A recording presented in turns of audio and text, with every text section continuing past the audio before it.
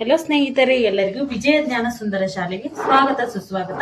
ಇವತ್ತಿನ ಕನ್ನಡ ವ್ಯಾಕರಣ ದರ್ಪಣ ಸರಣಿಯಲ್ಲಿ ನಾವು ಸಮಾಸದ ಮುಂದುವರೆದ ಭಾಗವನ್ನು ನೋಡೋಣಂತ. ಈ ವಿಡಿಯೋ ನಿಮಗ KPSC, KEA, GPSTR, HSTR ಎಕ್ಸಾಮ್ಗಳಿಗೆ ತುಂಬಾ ಉಪಯುಕ್ತವಾಗಿರೋದ್ರಿಂದ ಎಲ್ಲರೂ ನೋಟ್ಸ್ ಮಾಡ್ಕೊಳ್ತಾ ಹೋಗ್ರಿ ಅಂತ ಹೇಳ್ತೀನಿ. ಇದನ್ನ ಸಬ್ಸ್ಕ್ರೈಬ್ ಮಾಡ್ರಿ ಮತ್ತು ಲೈಕ್ ಮಾಡೋದನ್ನ ಮರಿಬೇಡ್ರಿ ಅಂತ ಹೇಳ್ತೀನಿ. ಇವತ್ತು ನಾವೇನ್ ಮಾಡೋಣ ಅಂತಂದ್ರ ದ್ವಂದ್ವ ಸಮಾಸವನ್ನ ನೋಡೋಣಂತ. ನೋಡ್ರಿ, ದ್ವಂದ್ವ ಸಮಾಸ ಅಂತಂದ್ರ ಎರಡು ಅಥವಾ ಅನೇಕ ನಾಮಪದಗಳು ಸಹಯೋಗ ಹೊಂದಿ ಪದಗಳ ಅರ್ಥಗಳು ಪ್ರಧಾನವುಳ್ಳ ಒಂದು ಸಮಾಸಕ್ಕೆ ಏನಂತ ಹೇಳಿ ಕರಿತೀವಿ ನಾವು ದ್ವಂದ್ವ ಸಮಾಸ ಅಂತ ಹೇಳಿ ಕರಿತೀವಿ. ನಾಮಪದಗಳಿರ್ಬೇಕು. ಅಂದ್ರೆ ನಾಮಪದಗಳಂತಂದ್ರೆ ಏನು? ಹೆಸರನ್ನ ಸೂಚಿಸುವ ಪದಗಳಿಗೆ ನಾವೇನಂತ ಹೇಳಿ ಕರಿತೀವಿ? ನಾಮಪದಗಳಂತ ಹೇಳಿ ಕರಿತೀವಿ. ವ್ಯಕ್ತಿಯ ಹೆಸರಾಗಿರ್ಬೋದು, ವಸ್ತುವಿನ ಹೆಸರಾಗಿರ್ಬೋದು, ಒಂದು ಊರಿನ ಹೆಸರಾಗಿರ್ಬೋದು, ಒಂದು ಶಾಲೆಯ ಹೆಸರಾಗಿರ್ಬೋದು, ಇದಕ್ಕೆ ಏನಂತ ಹೇಳಿ ಕರಿತೀವಿ ನಾವು? ನಾಮಪದಗಳಂತ ಹೇಳಿ ಕರಿತೀವಿ.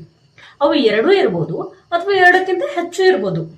ಹೀಗೆ ನಾಮಪದಗಳು ಸಹಯೋಗ ಹೊಂದಿ ಅಂದ್ರೆ ಕೂಡಿ ಪದಗಳ ಅರ್ಥಗಳು ಅಂದ್ರೆ ಎಲ್ಲಾ ಪದಗಳ ಅರ್ಥಗಳು ಅಂದ್ರೆ ಎರಡು ಅಥವಾ ಅನೇಕ ನಾಮಪದಗಳದಾವಲ್ಲ, ಆ ಎಲ್ಲಾ ನಾಮಪದಗಳ ಅರ್ಥಗಳು ಪ್ರಧಾನವಾಗಿ ಉಳ್ಳ ಸಮಾಸಕ್ಕೆ ಅದಕ್ಕೆ ಏನಂತ ಹೇಳಿ ಕರಿತೇವೆ ನಾವು? ದ್ವಂದ್ವ ಸಮಾಸ ಅಂತ ಹೇಳಿ ಕರಿತೀವಿ. ಅಂದ್ರೆ ಈಗ ಎರಡು ಪದಗಳು ಬಂದಿದ್ದು ಅಂತ ಕೊಡ್ರಿ, ಅದು ಉಭಯ ಪದಗಳು ಎಲ್ಲಾ ಪದಗಳಲ್ಲಿ ಅರ್ಥಗಳು ಪ್ರಧಾನವಾಗಿ ಬರ್ತಾ ಇರಬೇಕು. ಅದಕ್ಕೆ ಏನಂತ ಹೇಳಿ ಕರಿತೇವೆ ನಾವು? ದ್ವಂದ್ವ ಸಮಾಸ ಅಂತ ಹೇಳಿ ಕರಿತೀವಿ. ಅಂದ್ರೆ ನಾವಿಲ್ಲಿ ಅದನ್ನು ತಗೋಬೇಕು, ಇಲ್ಲಿ ಇದನ್ನ ತಗೋಬೇಕು. ಎರಡೂ ಅರ್ಥಗಳು ಪ್ರಧಾನವಾಗಿ ಹೊರಹೊಮ್ಮತವು. ಅಂದ್ರೆ ಇದು ದ್ವಂದ್ವತೆಯಿಂದ ಕೂಡಿರ್ತೈತಿ. ಎರಡೂ ಅಕ್ಷರಗಳು ಪ್ರಧಾನವಾಗಿ ಉಳ್ಳ ಸಮಾಸಗಳು ಅಂತಂದ್ರೆ ಅದು ಯಾವುದನ್ನ ಪ್ರಧಾನವಾಗಿ ಬರಾಯ್ತಿ ಅಂತ ದ್ವಂದ್ವತೆ ಉಂಟಾಗ್ತೈತಿ. ಆದ್ರಿಂದ ಇದನ್ನ ಏನಂತ ಹೇಳ್ತಾರೆ? ದ್ವಂದ್ವ ಸಮಾಸ. ಅಂದ್ರೆ ನಾವು ಟ್ರಿಕ್ಸ್ ನೆನ್ಪಿಟ್ಕೋಬೇಕ್ರಿ. ದ್ವಂದ್ವ ಅಂತಂದ್ರೆ ಎರಡೂ ಪದಗಳ ಅರ್ಥಗಳು ಸಮನಾಗಿ ಬರ್ತಾವು.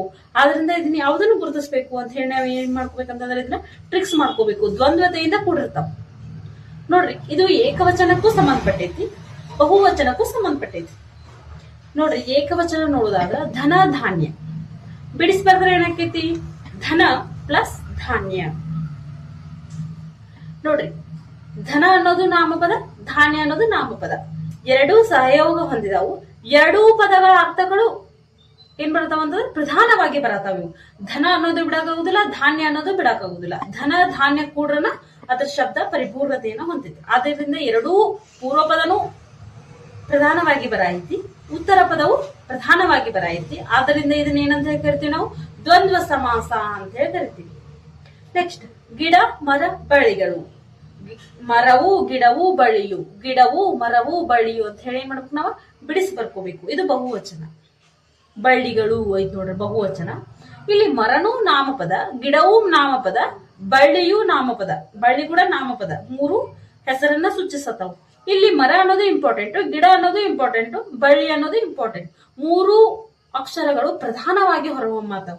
ಆದ್ರಿಂದ ಇದನ್ನ ಏನಂದ್ರೆ ಕರಿತೀವಿ ನಾವು? ದ್ವಂದ್ವ ಸಮಾಸ ಅಂತ ಹೇಳಿ ಕರಿತೀವಿ. ನೆಕ್ಸ್ಟ್, ಅಣ್ಣ ತಮ್ಮಂದಿರು.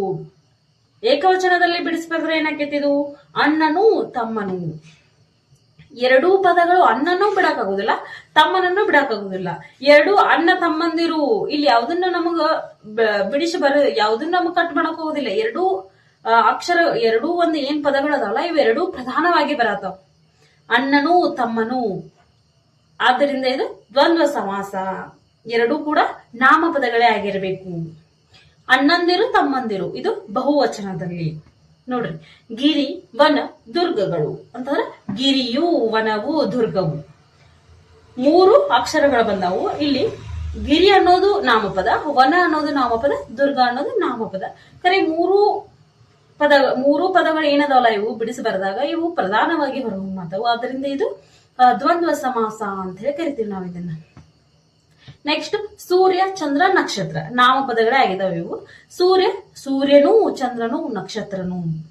ಇಲ್ಲಿ ಮೂರು ಅಕ್ಷರಗಳು ಪ್ರಧಾನವಾಗಿ ಹೊರಹೊಮ್ಮತಾವು. ಆದ್ರಿಂದ ಇದನ್ನ ಏನಂತ ಹೇಳಿ ಕರಿತೀವಿ ನಾವು? ದ್ವಂದ್ವ ಸಮಾಸ ಅಂತ ಹೇಳಿ ಕರಿತೀವಿ. ದ್ವಂದ್ವ ಸಮಾಸ ಅಂದ್ರೆ ಅಷ್ಟೇ ಏನೂ ಇಲ್ಲ, ಅದು ನಾಮಪದಗಳಾಗಿರ್ತಾವು. ಅಂದ್ರೆ ಎರಡು ಬರ್ಬೋದು, ಎರಡಕ್ಕಿಂತ ಹೆಚ್ಚು ಬರ್ಬೋದು. ಅವು ಕೂಡಿ ಅಲ್ಲಿ ಎಲ್ಲಾ